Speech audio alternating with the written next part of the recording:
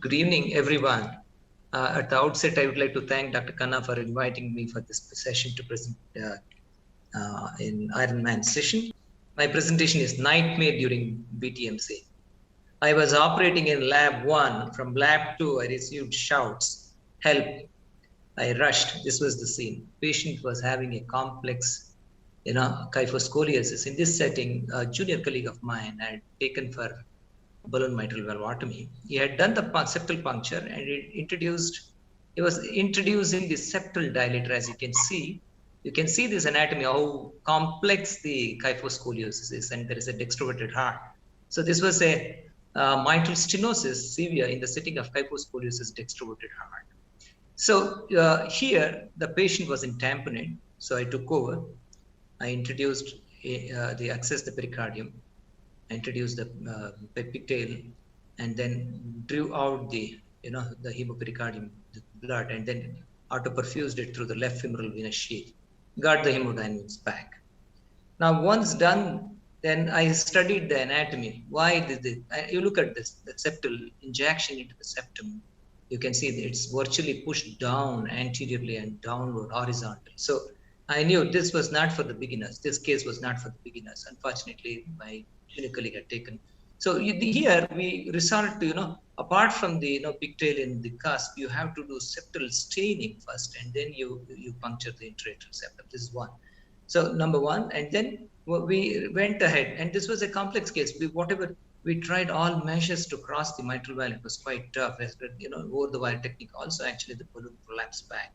So we had to resort to what is known as the loop technique and get the balloon across and then do the BMV, and that the successfully we treated the mitral valve, as well as what happens is once you relieve the LA pressure comes down. Even if there are minor injuries which led to tamponade, they seal up. This is our experience. So pericardiocentesis was life-saving in this case, and of course the loop method actually saved the day for successfully completing the BMV.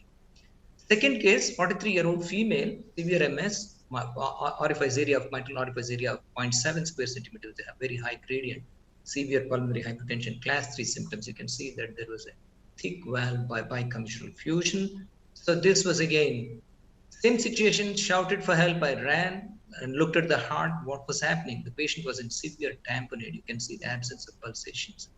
I immediately did the the pericardiocentesis, started autoperfusing, stabilized the hemodynamics. You can look at the echo. There is hemopericardium with diastolic collapse and sinus tachycardia. But in this case, unfortunately, they had already introduced the septal dilator, dilated the entire track, and now they were introducing the balloon when this happened. So now what I did, I just stitched that defect with the existing balloon, left it there, took a separate second puncture in the right femoral vein below where the first puncture was, and then entered the femoral vein and then came across, and then did a second septal puncture well away from the first, and you can see below the fossa valis, so that it facilitates the entry across the mitral valve easily, and completed the BMV successfulully. Now the mitral valve orifice area increased to 1.6, and the pressures came down. The mean LA pressure was around 12 millimeters of mercury from 28. So now, once we do this, normally what happens, the minor injuries in the RA-LA during the initial puncture normally seal up, but not in this case. In this case, the moment I removed the balloon, it used to refill, and I had to repeat the pericardiocentesis and autoperfuse. This kept on actually for 1 hour. And what had happened in this case? You look at the position of the balloon. It is well outside the right vertebral margin. Generally, these are the cases where there is a stitch where the puncture goes through the RA into the pericardium, re-enters into the left atrium. That is what had happened. So diagrammatically, if I want to show you, so the puncture initially, the needle has gone like this and then cast a stitch between the two atrium. So that was the reason why the patient continued to be in tamponade despite successfully relieving the mitral valve and then getting the LA pressures down. So we alerted the cardiac surgeons immediately, because the stitches are always treated with surgical correction. So we reversed the heparin, but when we looked at the timing, all the 4 operation theaters were, involved. The second cases had been taken. The target time for completion of those cases was 2 to 3 hours. So that left us with, some thinking time. What shall we do? So one colleague of mine suggested, why not we devise it and stitch this stitch? So whether it is feasible, whether it is possible, or is it impossible? That was the question. So I decided to go ahead with a cook sheet. And what we did was we chose a AST device. If you look at the diameter of the hardware which we use, the maximum is 14 French. So approximately 4.7 millimeter rent on either side on the RA side, another 4.7 on the LA side. So I chose a 6 millimeter AST device to close both the, I thought with a single device, I can close both the, rents in the RA and LA. When I released the device actually, sat well between the LA and the pericardium. And you can see there is a continuous leak from the right atrium into the pericardium. So I realized that 2 devices are needed, not 1. So I closed that first, and then left that cable with the device, and then used another device, second device, 10 millimeter ASD between the pericardium and the right atrium, and close this. When I injected, you can see still there is some leak. This leak, we realized that it is due to the cable, of that, still existing, the left atrium to pericardium. That was actually causing the leak. So once I released both the left and the right, we realized that the leak stopped completely. So we could virtually stitch this stitch effect of the, between the 2 atrium with 2 separate devices. You can see these are the hemodynamics stabilized very well, and we could discharge him. And you can see that these are we did post procedure imaging. These are the 2 devices. You can see that is the device in place. So and we did a follow-up on this patient. The patient is doing well. This is at 6 months. Those devices can be still seen there. And then, so the cardiac tamponade is a potentially lethal condition which occurs in about 1% of the people going for BMV. The trauma to right atrium, left atrium, coronary sinus, or IBCRA junction, left ventricle could be any of these reasons. In the left ventricle, it is basically because of the balloon or the wires which are kept in the left ventricle. And in the cath lab presentation is very dramatic with hypotension, bradycardia, loss of pulsations on fluoroscopy.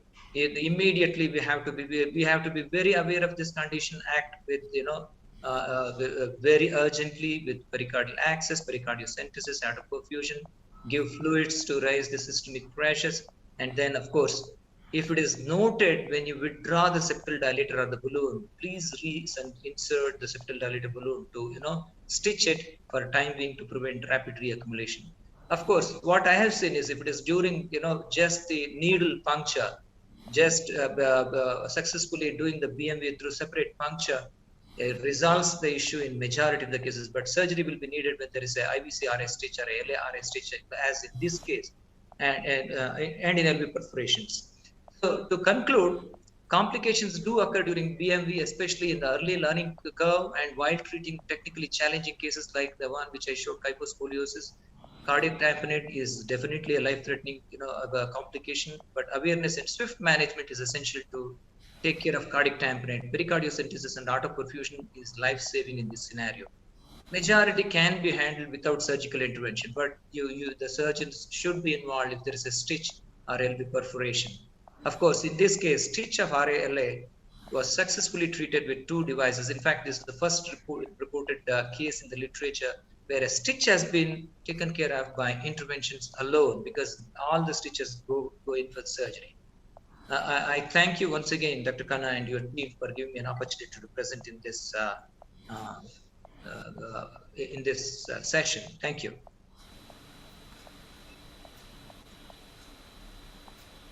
Thank you very much, Dr. B.C. Srinivas. So now this is open for questions. Let's start with Dr. Reed, if he has any questions.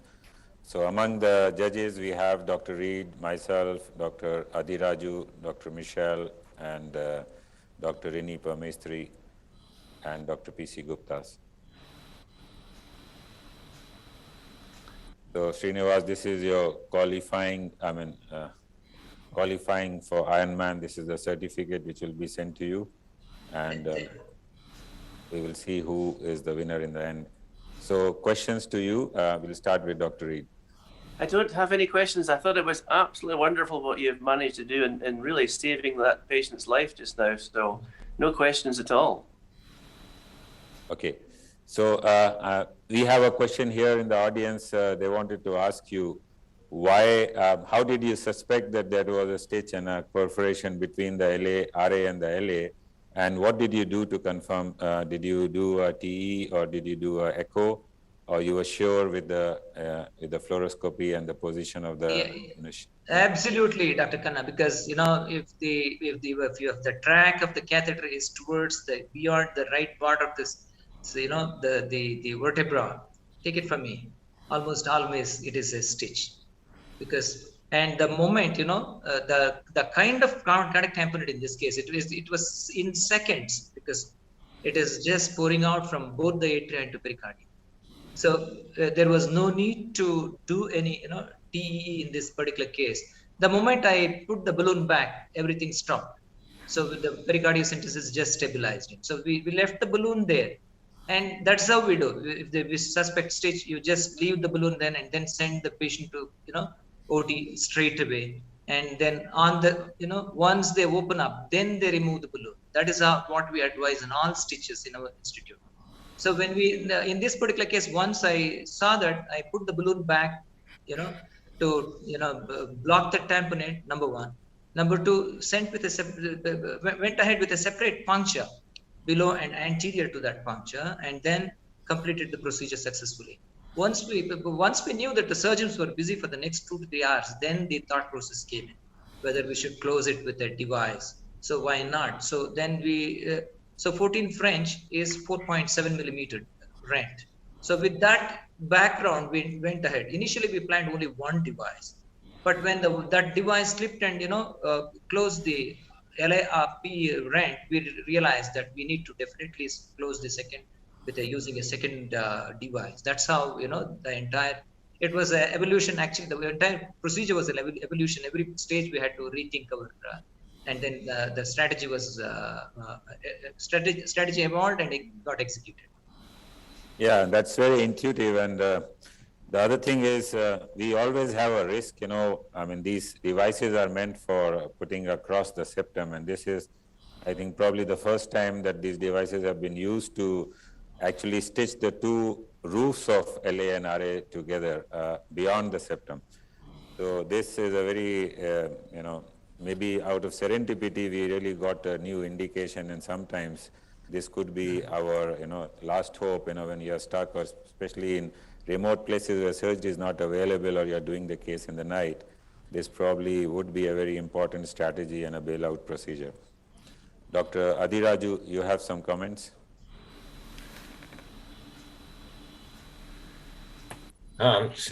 Obviously, it's a very interesting case with quick thinking as the case is evolving. I think that's where the money is. It's time and action. Very well done. Okay, so if that is okay, then if there's no other question, we move on to the second presenter.